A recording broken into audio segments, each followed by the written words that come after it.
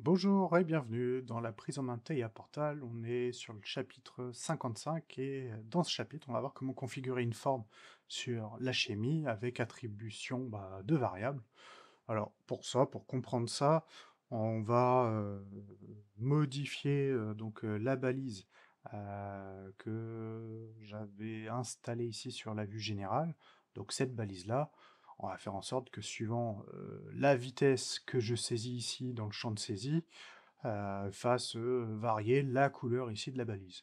Alors cette balise-là, on va dire qu'en réalité, côté PLC, c'est une sortie automate de toute manière. On est sur une sortie automate analogique. Cette sortie analogique, hop, elle a été configurée comme étant balise ici. Donc c'est une sortie ANA sur laquelle on pourrait très bien avoir de connecter cette balise lumineuse qui change de couleur suivant la tension ou le courant qu'on lui envoie. Donc ça, c'est le genre euh, de petit matériel voilà, qui existe aujourd'hui, qu'on va pouvoir utiliser. Donc pour bien comprendre ça, pareil, je vais déjà attribuer à la balise la variable balise du PLC. Alors pour ça, déjà, ce que je vais faire, c'est que je vais ajouter un événement. Non, c'est plutôt une animation, pardon. Et dans les displays, je vais ajouter une nouvelle animation. Une animation d'apparence. Voilà. J'attribue ici son tag, donc sa variable. Donc j'appuie sur les trois petits points. Et je vais aller chercher dans variable côté PLC, donc côté API. Dans les variables standards, je vais chercher ma balise, qui est une variable integer, qui est une sortie analogique, un QW3, qui correspond à la balise lumineuse changement de couleur. Voilà. Je la sélectionne, je valide, et voilà, ma balise est donc attribuée à ma balise. Ensuite, on va configurer ici les couleurs. Alors pour ça, on va ajouter euh, euh, voilà, une échelle en fait. Là dans Range, de 0 à 99 c'est trop large. Donc moi je vais faire tout simplement 0. Et en gros, quand on va envoyer la valeur 0 dans la balise, eh bien je veux que la couleur de fond soit en blanc, par exemple. Les bords, je veux que ça reste en noir, je veux pas que ça flash, je veux pas que ça clignote, donc on va rester là-dessus. Je vais ajouter des nouvelles échelles, hein, de nouveaux ranges. Alors, on va mettre 1, hop, on va faire 1 jusqu'à 4. 1, on va faire en vert, 2 en orange, là en violet, et ici en rouge. Voilà.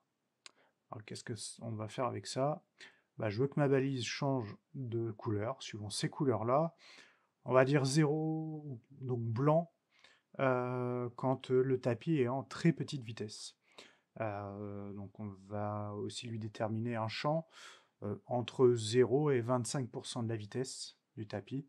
Si je suis entre 0 et 25% de la vitesse du tapis, je veux que la balise soit blanche. Vert, ça sera entre supérieur à 25 et égal à 50%.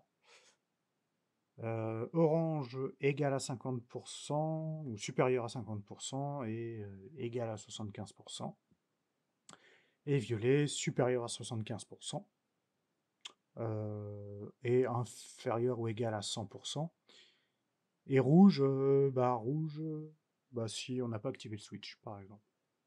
Voilà. Si le tapis ici n'est pas en on, on va faire en sorte que la balise soit rouge. Alors pour ça, on va aller dans l'EFC, côté PLC, et on va aller dans colonne. Alors oui, c'est vrai que là, dans l'EFC, je l'ai appelé colonne. Bon, allez, je vais l'appeler balise, hein, ça va refaire la même chose. Ah oui, alors pourquoi il ne pouvait pas? C'est parce que c'est un nom de variable. Ok, donc je comprends pourquoi j'avais laissé colonne au final. À ça, je vais ajouter des lignes de réseau. OK. Et là, je vais l'appeler gestion balise couleur blanche. Voilà, par exemple, je vais rester là-dessus. Donc pour ça, la balise déjà elle doit s'activer quand j'ai la touche marche tapis d'active. Déjà d'une, ça sera une première chose. Ensuite, bah, je vais ajouter une boîte vide et elle, je vais l'appeler pas égal égal, mais supérieur supérieur égal. Vous voyez, donc ça me le configure de cette manière. Je vais mettre la donnée, sélection de la vitesse du tapis. Si elle est supérieure ou égale à 0, eh bien je veux comparer aussi cette valeur. On va rester là-dessus. Sur de l'inférieur égal. Inférieur égal, ok, c'est bon. Toujours de la donnée sélection vitesse. Et si c'est inférieur ou égal à 25%. Voilà. Donc si je suis entre 0 et 25, au final, bah, je veux quoi? Comment je vais le faire? Oui, si. Je vais ajouter... alors déjà, c'est un block move. Je vais ajouter la valeur 0 dans la sortie analogique balise. Donc en faisant ça, qu'est-ce qui va se passer? Quand la touche marche tapis, donc la touche switch, ici sera passée à l'état on, ben, qu'est-ce que je veux? Si la vitesse du tapis, pareil, elle est comprise entre 0 et 25, eh ben on va charger la valeur de 0 dans la sortie analogique balise. Mais qu'est-ce que ça va nous faire, nous, sur l'IHM?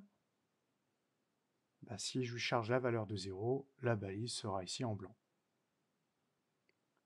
Et ben on va tester déjà ça. J'enregistre, je charge dans l'API. Ok, l'IHM, je recharge les modifications. Ok, je mets les petites lunettes. Ok, j'attends que la simulation de la chimie s'affiche. Ça rame un petit peu. Ok, impeccable. Toc, toc, toc, ah oui, sauf que là, elle est déjà en blanc. Pourquoi? Ah bah oui, normal. C'est normal. Ah, de toute façon, elle sera en blanc quoi qu'il arrive. Parce que comme actuellement on charge 0 valeur, par défaut, la sortie analogique, elle est à 0. Donc c'est normal. Donc là, il faudrait que je continue plutôt mon programme. Donc là, ce que je vais faire, c'est que je vais gérer la balise pour la couleur verte, déjà. À la limite, je copie ça, je le colle là. Gestion de la couleur verte. Crac. Couleur verte, c'est la valeur de 1 que je saisis. Et si je suis égal, supérieur ou égal, allez, on va dire à 26%, et inférieur ou égal à 50, je charge la valeur de 1. Ok, déjà, ça sera mieux, ça va nous permettre de faire nos tests. Je recharge dans l'API. Et WinCC, il est là, ok. Donc là, hop, je charge 10, ok, la balise elle est blanche, j'active le switch, elle est toujours blanche. Par contre, je saisis la valeur de 28. Et ben là, ma balise s'active bien au vert. Je saisis la valeur de 50, c'est toujours vert. Alors oui, je vais mettre aussi en animation là. Voilà, 50, ça marche pareil. Alors pourquoi ça marche pareil? Parce que c'est égal, enfin inférieur ou égal à 50, donc ça c'est normal, c'est logique. Par contre, si je mets à 55, bah, il se passe rien parce qu'il garde par défaut la valeur de 1. Si je redescends à 10, il repasse bien à blanc. Donc ça, c'est normal, ça fonctionne. C'est OK. Donc je vais continuer mon programme. Je vais rester comme ça. Je continue mon programme, j'interromps la liaison en ligne, c'est mieux. J'ajoute un nouveau réseau, couleur verte, je vais mettre couleur orange.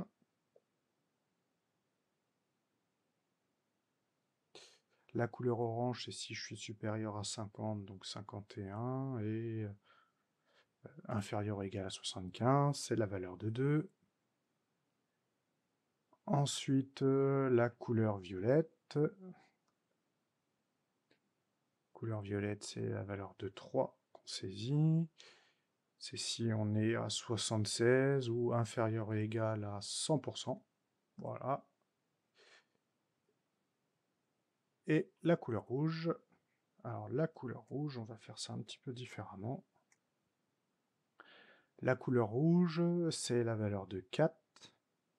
Mais qu'est-ce qui se passe si je suis en rouge? Bah, en gros, c'est si je n'ai pas le switch. Ou si je suis supérieur. Supérieur à la valeur de 100. Ça, je supprime.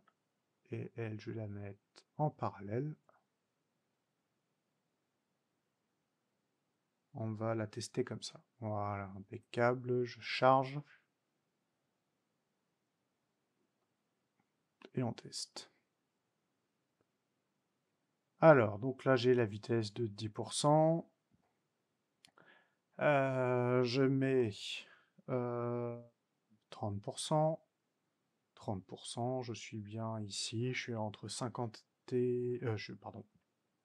Je suis entre 26 et 50. Donc c'est la couleur verte. Donc c'est la valeur de 1 que je charge dans la balise. Est-ce que ça correspond à ma vue? Oui, parce que dans la balise propriété, hop, j'avais saisi... Ah, je joue beaucoup avec les fenêtres. Quand c'est 1 qui est chargé, c'est la couleur verte. Je remets la balise. Hop.